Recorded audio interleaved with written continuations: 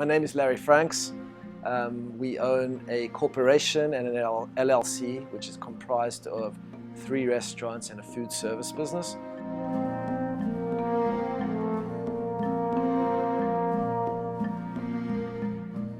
We have a child who has Asperger's syndrome, and when he was 3 years old, we lived in Irvine, California. The Irvine School District told us that he'd never talk, he would never be able to ride a bus, he would never have any friends.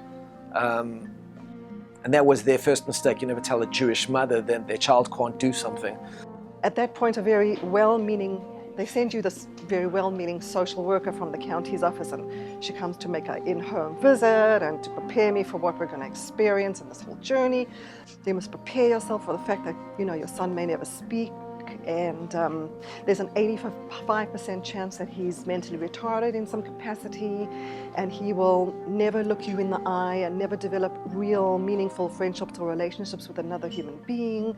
And I'm thinking, that's fine, lady, but this is not going to be my child. You don't understand, this is not going to be my child.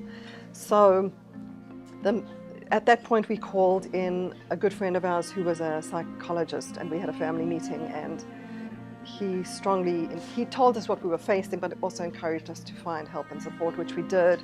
Scheduled him for private therapies over and above what he was getting in the county. But for anyone who knows anything about early intervention with special needs children, the more you give, the more you're likely to change the neural pathways in the brain, and the greater the gains you will find through early intervention. Early intervention is critical as soon as possible and as much as you can get.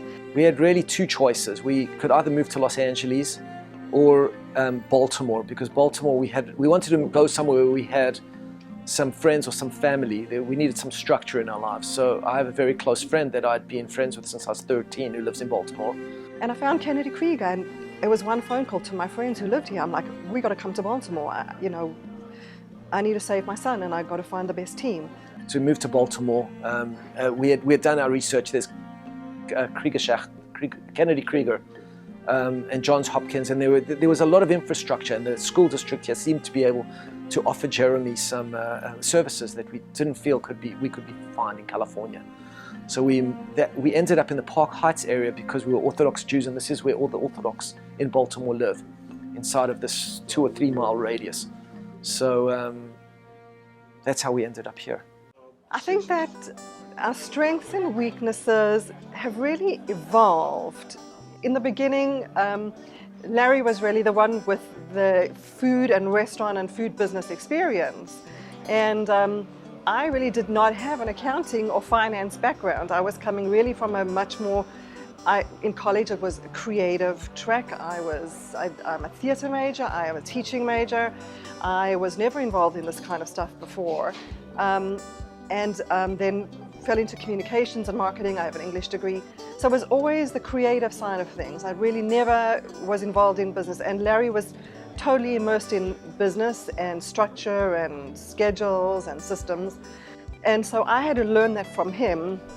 And I think he had to learn a little bit of the creative side in terms of the catering, and sort of unleashing his own inner creativity in marketing and thinking more about how you sell yourself and how you market yourself and coming up with ideas. So we kind of fed off each other.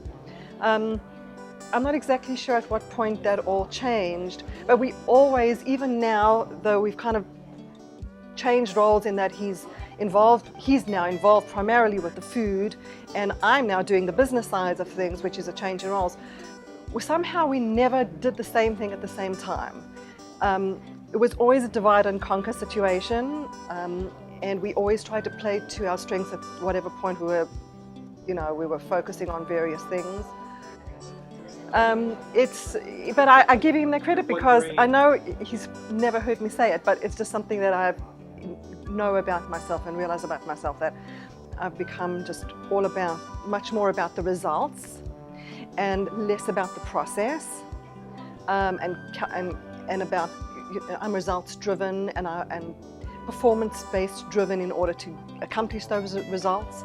Larry's much more sensitive as to the process of how we get there, especially when we're dealing with 55 employees.